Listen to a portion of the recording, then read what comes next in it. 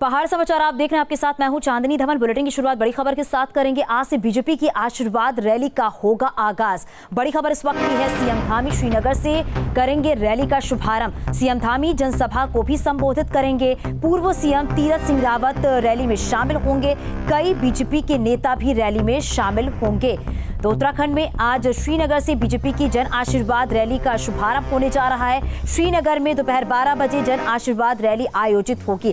कांग्रेस की परिवर्तन यात्रा के जवाब में बीजेपी ने जन आशीर्वाद रैली निकालने का फैसला किया है। सीएम पुष्कर सिंह धामी, केंद्रीय रक्षा राज्य मंत्री अजय भट्ट, बीजेपी प्रदेश अध्यक्ष मदन कौशिक समेत सभी आला नेता जन आशीर्वाद रैली की शुरुआत के वक्त मौजूद रहेंगे। जानकारी के मुताबिक पूर्व सीएम तीरथ सिंह रावत, उच्च शिक्षा मंत्री धन सिंह रावत भी रैली में शामिल होंगे। इसके साथ ही सीएम धामी इस दौरान एक जनसभा को भी संबोधित करेंगे।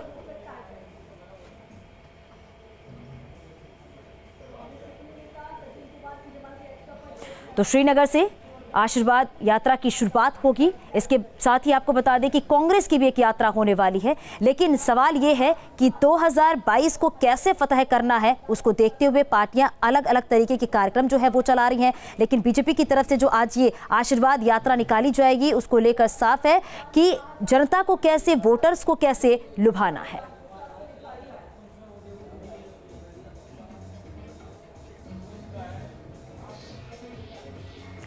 आज कांग्रेस की परिवर्तन यात्रा की शुरुआत होगी। खटीमा से परिवर्तन यात्रा का आगाज होगा।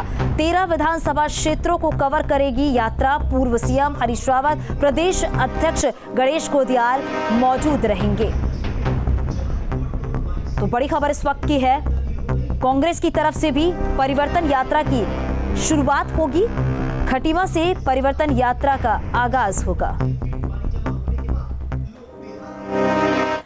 और हमारे सहयोगी सुरेंद्र रसीला हमारे साथ लाइव है। सुरेंद्र, अगर बात करें तो बीजेपी की तरफ से आशीर्वाद यात्रा की शुरुआत होगी। मकसद साफ है कि 2022 के विधानसभा चुनाव को कैसे फतह करना है, कैसे वोटर्स को लुभाना है। देखिए, बिल्कुल अनामिका, पहले मैं ये साफ कर दूं कि बीजेपी की कोई यात्रा नहीं है। बीजेपी की एक रैली है जो रामलीला मैदान श्रीनगर में आयोजित है। एक कार्यक्रम है जिसमें मुख्यमंत्री रहेंगे, मदन कौशिक रहेंगे, प्रदेश प्रभारी रहेंगे, केंद्रीय रक्षा राज्य मंत्री अजय भट्ट रहेंगे। तो ये किसी तरह की यात्रा नहीं है और इसकी कोई शुरुआत यानी ये अगले कोई चरण के लिए नहीं हो रही है। ये सिर्फ 12 बजे के लिए एक कार्यक्रम का आयोजन किया गया है जो श्रीनगर में होगा, जिसका नाम जन आशीर्वाद रैली रखा गया है, जिसमें सभी लोग संबोधित करेंगे। सरकार यानी मुख्यमंत्री अपने कार्यों को बताएंगे। उनकी सरकार ने 4.5 पौने 5 सालों में जो काम किए हैं जनता के लिए उनको बताएंगे। आगे उनका विज़न क्या है उसको बताएंगे और किस तरह से पहाड़ और मैदान को मजबूत करने के लिए उनकी सरकार विकास का एजेंडा चला रही है, उस पर वो जानकारी देंगे। मदन कौशिक संगठन से लेकर क्यों भाजपा अलग है कांग्रेस से, ये सारी तमाम जानकारियां देंगे। धन सिंह रावत जो स्थानीय विधायक हैं, स्वास्थ्य मंत्री हैं, वो भी इस रैली में मौजूद रहेंगे। तमाम वो नेता जो भाजपा की रीढ़ हैं, जो भाजपा के कार्यकर्ता हैं, वो तमाम इसमें मौजूद रहेंगे। जहाँ तक कांग्रेस की यात्रा की बात है, कांग्रेस की परिवर्तन यात्रा की शुरुआत आज खटीमा से हो रही है। खटीमा से क्यों हो रही है? इसलिए हो रही है क्योंकि खटीमा मुख्यमंत्री का विधानसभा क्षेत्र है और कांग्रेस इसकी शुरुआत प्रदेश के मुखिया के विधानसभा क्षेत्र से करना चाहती है। 13 विधानसभा क्षेत्र अगले 2 से 3 दिनों में कवर किए जाएंगे। कांग्रेस ने खटीमा इसलिए भी चुना है, उधम सिंह नगर का दूरस्थ क्षेत्र है और सबसे बड़ी बात यह है किसान आंदोलन का कितना बड़ा फैक्टर इस चुनाव में रहेगा, कितना बड़ा फर्क इस चुनाव में दिखाई देगा, ये तमाम चीज़ें इस परिवर्तन यात्रा के जरिए देखी जाएंगी। परिवर्तन यात्रा में हरीश रावत हों, देवेंद्र यादव हों, गणेश गोदियाल हों, प्रीतम सिंह हों, तमाम कांग्रेस के नेता मौजूद रहेंगे। अपनी एकजुटता, अपनी ताकत दिखाने की कोशिश करेंगे। इसके साथ ही इस यात्रा के जरिए कांग्रेस एक बड़ा संदेश देने की कोशिश कर रही है कि जनता प्रदेश में परिवर्तन चाहती है, इसीलिए इसको परिवर्तन यात्रा का नाम दिया है। और भाजपा ने आज इसी के काउंटर में श्रीनगर में जिस रैली का आयोजन किया है वो जन आशीर्वाद रैली है। चांदनी। बिल्कुल सुरेंद्र, और ये भी आपसे जानना चाहेंगे क्योंकि श्रीनगर में आशीर्वाद रैली जो है उसकी शुरुआत होगी, कितने बजे ये रैली की शुरुआत होगी और कहां से कहां तक ये रैली जाएगी? देखिए, फिर चांदनी में आपको दोबारा कहूँगा कि ये रैली कहीं जाएगी नहीं। ये रामलीला मैदान में दोपहर 12 बजे का आयोजन किया गया है। ये एक कार्यक्रम है जिसमें मुख्यमंत्री सरकार के विकास कार्यों की जानकारी देंगे और संगठन के तमाम लोग मौजूद रहेंगे। 12 बजे रामलीला मैदान श्रीनगर में इसका आयोजन किया गया है और कांग्रेस की जो यात्रा है उसकी शुरुआत 11 बजे खटीमा से होगी, जो 13 विधानसभा क्षेत्रों को, जिसमें नैनीताल लोकसभा के अंतर्गत ये तमाम जो 13 विधानसभा क्षेत्र हैं उनको ये कवर करेगी। चांदनी, बहुत शुक्रिया सुरेंद्र इस पूरी जानकारी के लिए। और चलिए बात करते हैं, अब बड़ी खबर मिल रही है देवस्थानम बोर्ड से जुड़ी हुई ये बड़ी खबर है। सीएम पुष्कर सिंह धामी ने देवस्थानम बोर्ड के संबंध में गठित समिति के अध्यक्ष को कैबिनेट मंत्री का दर्जा देने की स्वीकृति दी है। सीएम धामी ने देवस्थानम बोर्ड के संबंध में सभी संबंधित पक्षों से बातचीत की है, उसके बाद ये फैसला लिया गया है। तो बड़ी खबर है, देवस्थानम बोर्ड से जुड़ी हुई ये बड़ी खबर है। आपको बता दें, समिति के अध्यक्ष को कैबिनेट मंत्री का दर्जा सीएम पुष्कर सिंह धामी ने यह स्वीकृति दी है। इसके साथ ही संबंधित पक्षों से बातचीत करने की भी स्वीकृति दी गई है। सीएम पुष्कर सिंह धामी ने देवस्थानम बोर्ड के मामलों को देख रही उच्च अधिकारी प्राप्त समिति को लेकर एक बड़ा फैसला लिया है। सीएम पुष्कर सिंह धामी ने समिति के प्रमुख मनोहर कांत ध्यानी को गुरुवार को कैबिनेट मंत्री का दर्जा देने पर अपनी सहमति दे दी है। इसके साथ ही सीएम ने अपर सचिव धर्मस्व को समिति का सदस्य सचिव नामित करने के भी निर्देश दिए हैं। आपको बता दें, ध्यानी की अध्यक्षता में समिति का गठन जुलाई में 4 धाम देवस्थानम बोर्ड की अधिनियम की देखरेख करने और सभी पक्षों से वार्ता कर इस संबंध में अपनी रिपोर्ट देने के लिए कहा गया था। और यह भी जानना जरूरी है कि देवस्थानम बोर्ड को लेकर पिछले कई दिनों से तीर्थ पुरोहित देवस्थानम बोर्ड के खिलाफ प्रदर्शन रहे हैं और देवस्थानम बोर्ड को भंग करने की भी मांग कर रहे हैं। सीएम पुष्कर सिंह धामी ने गुरुवार को सचिवालय में पर्यटन विभाग के कामकाज की समीक्षा की। उन्होंने पर्यटन से संबंधित योजनाओं के क्रियान्वयन के साथ ही 3 महीने की योजना का प्रस्ताव तैयार करने के भी आदेश दिए हैं। सीएम ने इस बात पर भी जोर दिया है कि योजनाएं जल्द से जल्द धरातल पर दिखाई दे। सीएम धामी ने पर्यटन स्थलों के विकास के साथ ही पर्यटन गतिविधियों को बढ़ावा देने की भी बात कही है। पर्यटकों की सुख सुविधा का ध्यान रखने की भी आदेश दिए गए हैं। सीएम ने निर्देश दिए हैं कि वीर चंद्र सिंह गढ़वाली पर्यटन स्वरोजगार योजना के तहत ही दिए जाने वाली सब्सिडी को बढ़ाए जाने का भी प्रस्ताव है और तैयार किए जाए, ताकि अधिक से अधिक लोग इस योजना से जुड़ पाएं। और देहरादून, मसूरी, ऋषिकेश, नीलकंठ, इसके साथ ही आपको बता दें कि पाताल, भुवनेश्वर और पूर्णागिरी रोपवे निर्माण का भी प्रस्ताव तैयार करने को कहा गया है। अल्मोड़ा के नीम करौली में पार्किंग की व्यवस्था पायलट प्रोजेक्ट के रूप में संचालित करने के निर्देश सीएम ने दिए हैं।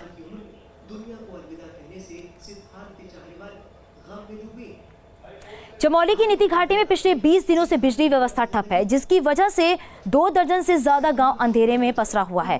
पिछले दिनों तमक के पास मलारी राष्ट्रीय राजमार्ग पहाड़ी से पत्थर गिरने की वजह से बंद था। हालांकि बीआरओ ने कड़ी मशक्कत से मार्ग को खोल तो दिया है, मगर अभी भी बिजली सुचारू नहीं हो पाई है। रास्ते दुर्गम होने की वजह से धौली नदी से विभाग के कर्मचारी बिजली के तारों और खंभों को एक छोर से दूसरे छोर पर पहुंचाने का काम कर रहे हैं।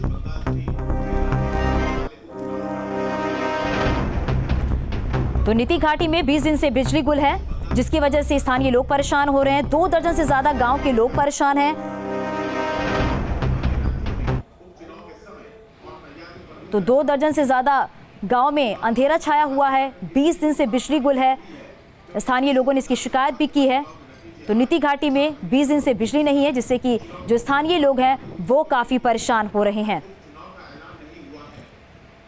आपको बताते चले कि पिछले दिनों तमक के पास मलारी राष्ट्रीय राजमार्ग पहाड़ी से पत्थर गिरने की वजह से बंद था। हालांकि बीआरओ ने कड़ी मशक्कत से मार्ग को तो खोल दिया है, मगर बिजली अभी तक सुचारू नहीं हो पाई है। रास्ते दुर्गम होने की वजह से धौली नदी के विभाग के कर्मचारी बिजली के तारों और खंभों को एक छोर से दूसरे छोर पर पहुंचाने का काम कर रहे हैं।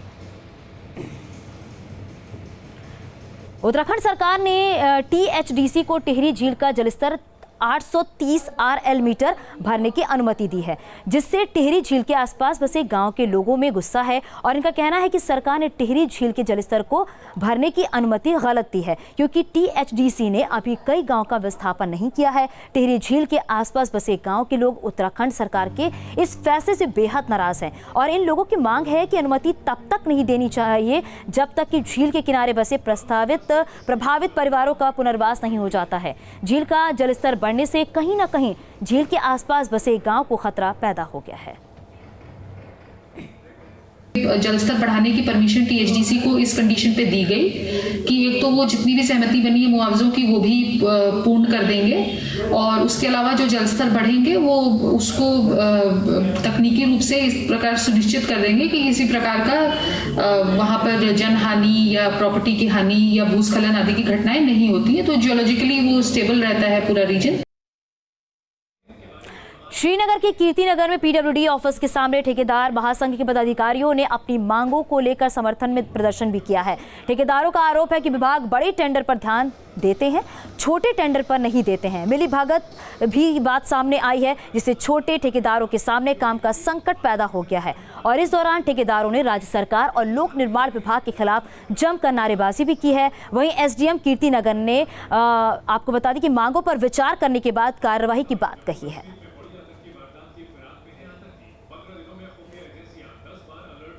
यहाँ पर जो हमारा अधिशासी अभियंता कीर्तिनगर पीडब्ल्यूडी विभाग का है, इसकी हठधर्मिता के कारण और इसकी पता नहीं क्या इसकी मंश है, क्या इसका जो है उसके पीछे स्वार्थ है, ये जबरदस्ती बड़े टेंडर लगा रहा है। ठेकेदार संगठन के द्वारा ज्ञापन में जो मुख्य डिमांड थी वो ये थी कि जो ग्रुप सी और ग्रुप डी के छोटे ठेकेदार हैं उनको छोटी निविदा निकाले जाए उनके। उन्होंने एक जियो का भी हवाला दिया है, 2017 का एक जियो है, नवंबर 2017 का, वो भी दिया हुआ है। इस संबंध में मेरे द्वारा एक्शन पीडब्ल्यूडी को बुलाया गया है। आज शाम को या कल सुबह उनसे बात कर ली जाएगी, जो भी नियमानुसार कार्रवाई होगी उसका अमल में। चमोली में 12 सूत्री मांगों को लेकर गढ़वाल मंडल विकास निगम के कर्मचारियों ने धरना प्रदर्शन किया है और अपनी मांगों को लेकर कर्मचारियों ने करीब 2 घंटे तक सांकेतिक कार्य बहिष्कार किया है और इस दौरान गढ़वाल मंडल विकास निगम की ओर से संचालित पेट्रोल पंप बंद रखा गया है और इसके साथ ही नाराज कर्मचारियों ने गढ़वाल मंडल विकास निगम के कई ऑफिस बंगलों के सामने धरना प्रदर्शन किया।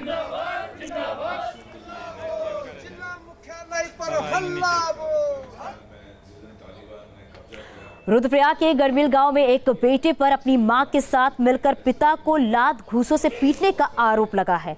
पीड़ित के सिर में 36 टाके लगे हैं। पीड़ित ने राजस्व उप निरीक्षक को तहरीर देते हुए पत्नी, बेटे और अन्य 2 लोगों के खिलाफ कार्रवाई की मांग की है। पीड़ित के मुताबिक वो 1 सितंबर की शाम दिल्ली से अपने घर वापस लौटा था और घर पहुंचते ही परिवार के लोगों ने हमला कर दिया। राजस्व उप निरीक्षक ने बताया कि पीड़ित व्यक्ति की ओर से मारपीट की लिखित तहरीर भी दी गई है।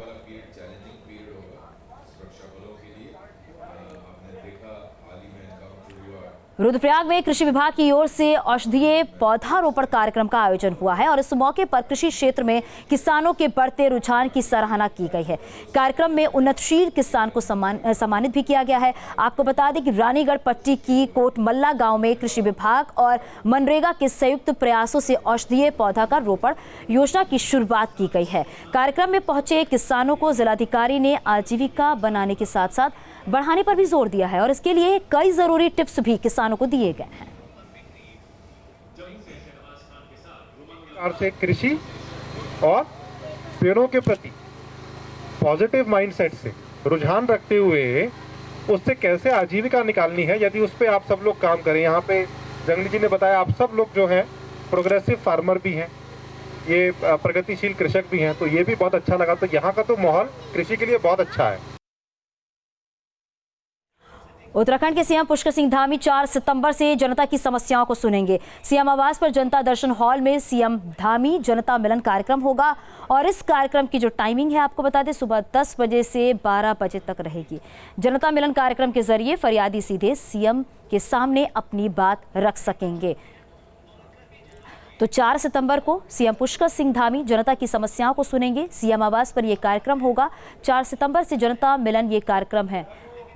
लोगों की समस्याओं को सुना जाएगा, लोगों की फरियादों को सुना जाएगा और उसका कैसा निस्तारण करना है इसके भी आदेश दिए जाएंगे। 10 बजे से 12 बजे तक जनता की समस्याओं को सुनेंगे सीएम पुष्कर सिंह धामी।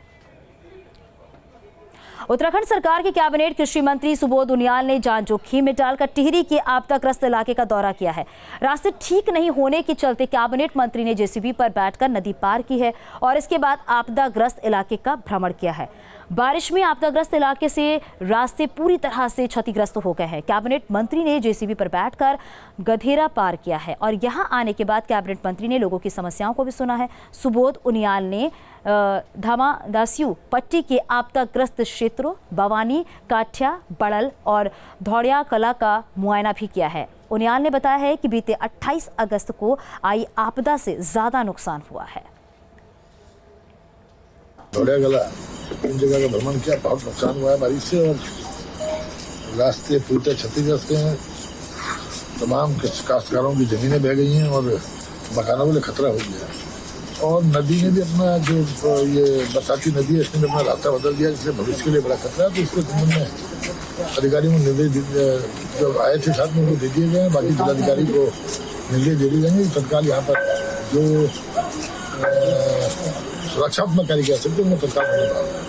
बात करेंगे रुद्रप्रयाग में नाराज ग्रामीणों ने विधायक को पोस्टर फायर डालने वाले, इसके बाद गांव वालों ने विधायक के खिलाफ जमकर नारेबाजी भी की। ग्रामीण जब विधायक के पास मोटरमार्ग निर्माण की मांग को लेकर पहुंचे तो विधायक भड़क गए। ग्रामीणों और विधायक के बीच काफी तू-तू मैं-मैं हो गई है और जिससे नाराज ग्रामीणों ने हरियाली खेल महोत्सव में लगे सभी पोस्टर जो है वो फायर डाले हैं। ग्रामीणों ने विधायक के खिलाफ जमकर नारेबाजी भी की है। घटना के बाद मामले में सियासत भी शुरू हो गई है। जनता ही हमको विधायक बनाती है, हमको जनता का सम्मान करना चाहिए, चाहे वो छोटा आदमी है चाहे बड़ा आदमी है।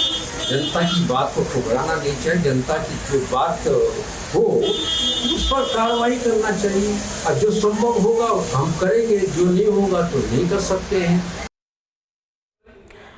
खबर रुड़की से, जहां मैंगलोर कोतवाली में बीजेपी कार्यकर्ताओं की पुलिस से नोकझोंक का वीडियो वायरल हो रहा है। दरअसल पार्टी कार्यकर्ता ठगी मामले में गिरफ्तार एक युवक को छुड़वाने के लिए कोतवाली पहुंचे थे। यहां आकर कार्यकर्ताओं ने कोतवाली प्रभारी पर एक पक्षीय कार्रवाई का भी आरोप लगाया। नाराज कार्यकर्ताओं ने कोतवाली में जमकर हंगामा और पुलिस प्रशासन पर नारेबाजी भी की है। मामले में एसपी देहात ने बताया कि पूरे मामले का एसएसपी हरिद्वार ने संज्ञान लिया है।